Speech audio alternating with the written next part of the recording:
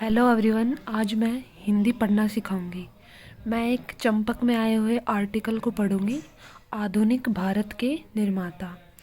जिस आधुनिक प्रगतिशील और आज़ाद भारत के हम निवासी हैं, इस आधुनिक भारत की नींव रखने वाले पहले भारतीय आखिर कौन थे? वे कौन थे? वे थे राजा राम मोहन राय। राजा राम मोहन राय का जन्म 22 मई 1772 को बंगाल के हुगली जिले में हुआ था। उनके पिता रमाकांत राय एक धनी जमींदार थे और माता तारिणी देवी धर्मपरायण महिला थी। जिस समय राजा राम मोहन राय का जन्म हुआ, उस समय भारत की बड़ी दुर्दशा थी। भारतीय समाज अपनी सामाजिक कुरीतियों के कारण तेजी से पतन की ओर बढ़ रहा था। पर्दा प्रथा, सती प्रथा, बाल विवाह, बहुपत्नी प्रथा, बालिका वध जैसी अनेक कुप्रथाएं हिंदू समाज में प्रचलित थीं। लंबी पराधीनता, अंधविश्वास, अशिक्षा, अज्ञानता, धार्मिक कर्मकांडों और पाखंडों ने हिंदू समाज को खोखला कर दिया था। ऐसे समाज में सुधार की कोई उम्मीद नज़र नहीं आती थी। ऐसा लगता था कि हिंदू समाज में कभी न मिटने वाला अंधकार छा गया है। ऐसे घनघोर अंधकार को दूर करने के लिए महान समाज सुधारक राजा राम मोहन राय पथ प्रदर्शक बनकर आगे आए। लेकिन उनकी राह आसान नहीं थी। घर और बाहर सब जगह उन्हें निरंतर विरोध का सामना करना पड़ा। उन्होंने इन सब का सामना डट कर किया और अंत में विजयी रहे। बाल विवाह जैसी कुप्रथा का सामना तो खुद राजा राम मोहन को भी करना पड़ा। उनका पहला विवाह मात्र 9 वर्ष की आयु में हो गया था। पहली पत्नी का बाल्यकाल में ही निधन होने पर उनका दूसरा विवाह 10 वर्ष की आयु में ही कर दिया गया था। इस विवाह से उनके 2 पुत्र राधा प्रसाद और रामा प्रसाद जन्मे। उनका तीसरा विवाह उमा देवी के साथ 1826 में हुआ। मात्र 14 वर्ष की आयु में उनका मन सन्यासी बनने का हुआ, लेकिन माँ के कड़े विरोध के कारण यह संभव नहीं हो सका। उस समय भारत में अरबी और फारसी भाषाओं का बड़ा महत्व था। दोनों न्यायालय की भाषाएं थीं। राजा राम मोहन राय इन भाषाओं की शिक्षा हासिल करने के लिए पटना चले गए और वहां उन्होंने इनका गहन अध्ययन किया। काशी, जिसे अब वाराणसी के नाम से जाना जाता है, वहां उन्होंने पंडितों से संस्कृत भाषा का ज्ञान लिया। उन्होंने वेद, वेदांत और उपनिषद की शिक्षा प्राप्त की। इस्लामिक और वैदिक शिक्षा का उनके मन पर गहरा प्रभाव पड़ा। इससे मूर्ति पूजा के वे घोर विरोधी हो गए। उन्हें मूर्ति पूजा और धार्मिक कर्मकांड निरर्थक लगने लगे। इनसे उनके जीवन में एक रोचक घटना घटित हुई। उनके पिता तो घोर मूर्ति पूजक और कर्मकांडी थे, जबकि वे खुद मूर्ति पूजा के घोर विरोधी थे। एक दिन राजा राम मोहन राय की मूर्ति को लेकर अपने पिता से बहस छिड़ गई। राम मोहन राय ने कहा, पिताजी, आप मूर्ति पूजा क्यों करते हैं? यह तो निरर्थक है। राम मोहन, ये फालतू की बातें तुमने कहाँ से सीख ली? मूर्ति पूजा ईश्वर तक पहुँचने का माध्यम है। पिताजी, जब ईश्वर एक है तो उसकी सीधे ही उपासना करो। उस तक पहुँचने के लिए किसी माध्यम की ज़रूरत ही क्या है? इस तर्क वितर्क से उनके पिता आग बबूला हो गए। इसका परिणाम यह हुआ कि राजा राम मोहन राय को घर छोड़ना पड़ गया।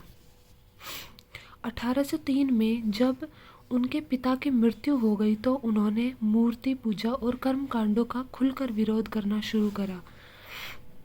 वेदों के एकेश्वरवाद का उन्होंने खुला समर्थन किया। इस पर उन्होंने मुर्शिदाबाद में रहते हुए फारसी में पुस्तक लिखी, तुहफत उल मुहाइदीन यानी एकश्वरवाद का उपहार। 1805 में वह एक अंग्रेज अधिकारी जॉन डिग्बी के संपर्क में आए। उससे उन्होंने अंग्रेजी भाषा सीखी, जिससे पश्चिमी सभ्यता को जानने और समझने का द्वार उनके लिए खुल गया। 1809 से लेकर 1814 तक राम मोहन राय रंगपुर शहर, जो बांग्लादेश में है, में रहे। परिवार के लिए आजीविका कमाते हुए उन्होंने सभी धर्मों और समाज के प्रभावी लोगों से संपर्क किया। वे जानते थे कि जिन सामाजिक बुराइयों से लड़ने का उन्होंने बीड़ा उठाया है, उन्हें समाज के सहयोग के बिना नहीं लड़ा जा सकता। इसके लिए उन्होंने अपना ज्ञान और अनुभव भी बढ़ाया। 1814 में राम मोहन कोलकाता आ गए। अगले ही वर्ष 1815 में अपने विचारों को आगे बढ़ाने के लिए उन्होंने आत्मीय सभा की स्थापना की। इस सभा के माध्यम से उन्होंने एकश्वरवाद का प्रचार किया। उन्होंने कर्मकांडों तथा पाखंडों की जमकर आलोचना की तथा उनका बहिष्कार किया। आधुनिक और अंग्रेजी शिक्षा को बढ़ावा देने के लिए उन्होंने 1817 में कोलकाता में हिंदू कॉलेज की स्थापना की। वे जानते थे कि बिना आधुनिक शिक्षा के समाज का उद्धार संभव नहीं है। एक शिक्षित और तर्कशील समाज ही प्रगतिशील हो सकता है। इसके लिए उन्होंने 1825 में वेदांता कॉलेज की स्थापना की थी।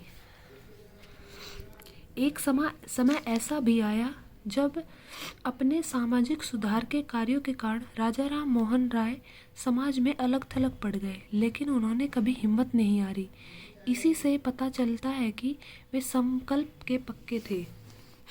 राजा राम मोहन राय ने समाज में सुधार लाने के लिए उस समय के उपलब्ध साधनों को चुना। इसके लिए उन्होंने 1821 में बंगाली में संवाद कौमुदिनी और 1822 में फारसी भाषा में मिरातुल अखबार निकाला।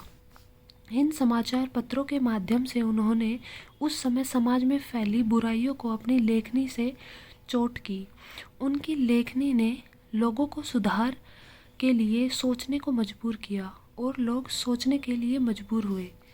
जब बच्चों की खेलने कूदने की उम्र थी तो हम उनकी शादी क्यों कर देते हैं? जिंदा औरतों को मरे पति के साथ चिता पर जलाने का हम पाप क्यों करते हैं?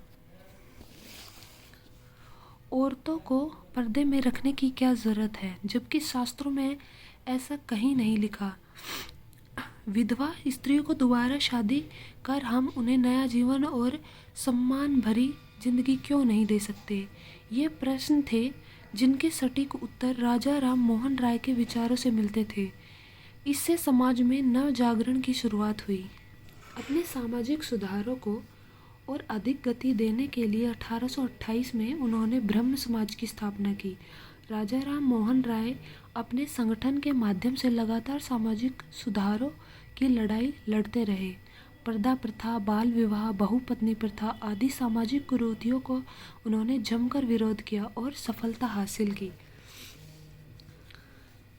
जलाने की कुप्रथा चली आ रही थी। यह सती प्रथा कहलाती थी।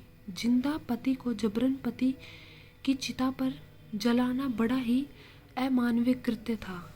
राजा राम मोहन राय ने सती प्रथा की लड़ाई हिंदुस्तान से लेकर इंग्लैंड तक लड़ी।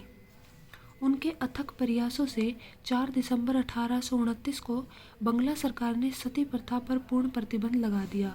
राजा राम मोहन राय को राजा की उपाधि मुगल सम्राट अकबर द्वितीय ने 1831 में प्रदान की थी।